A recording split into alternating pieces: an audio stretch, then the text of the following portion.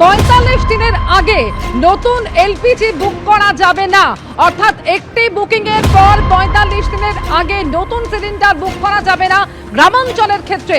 এমনই নতুন নির্দেশিকা সামনে আসছে কেন্দ্রের, যা গতকাল থেকেই কার্যকর হয়েছে বলে জানিয়েছে পেট্রোলিয়াম মন্ত্রক। তবে শহরাঞ্চলের ক্ষেত্রে নিয়ম অপরিবর্তিতই থাকছে, অর্থাৎ ২৫ দিনের আগে বুকিং নয়। তবে গ্রামাঞ্চলে ৪৫ দিনের আগে গ্যাসের বুক করা যাবে না।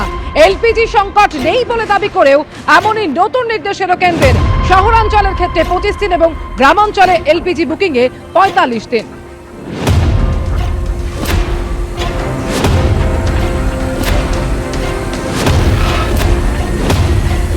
आज जो सिचुएशन हम देख रहे हैं वो हमने रिसेंट पास में कभी नहीं देखी है। सो स्ट्रेट ऑफ हॉर्मूज बंद होने से उसका इम्पैक्ट हमारे डोमेस्टिक सप्लाईज पर है।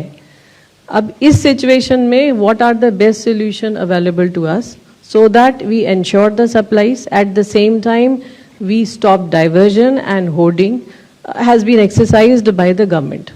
So for urban consumers, yes, the booking days is 25 days, cycle.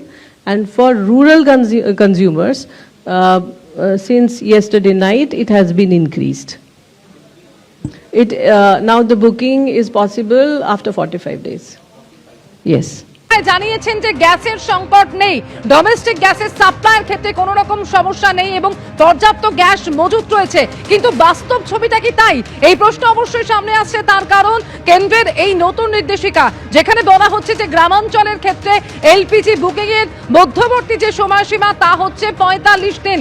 শহরাঞ্চলের ক্ষেত্রে যে আগে নিয়ম ছিল অর্থাৎ ২৫ দিন, তাই অপরিবর্তিত থাকছে, কিন্তু গ্রামাঞ্চলের ক্ষেত্রে তা হচ্ছে ৪৫ দিন।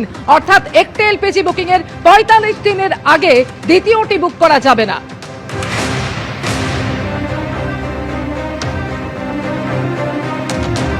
গ্রামাঞ্চলে দুটি সিলিন্ডার বুকিং এর মধ্যবর্তী সময় হচ্ছে ৪৫ দিন। এই সময় বাড়ালো কেন্দ্র। বুকিং এর ৪৫ দিনের আগে পরের সিলিন্ডার বুক করা যাবে না। গতকাল থেকেই এই নতুন নির্দেশ কার্যকর হয়েছে, এমনই জানিয়েছে পেট্রোলিয়াম মন্ত্রক।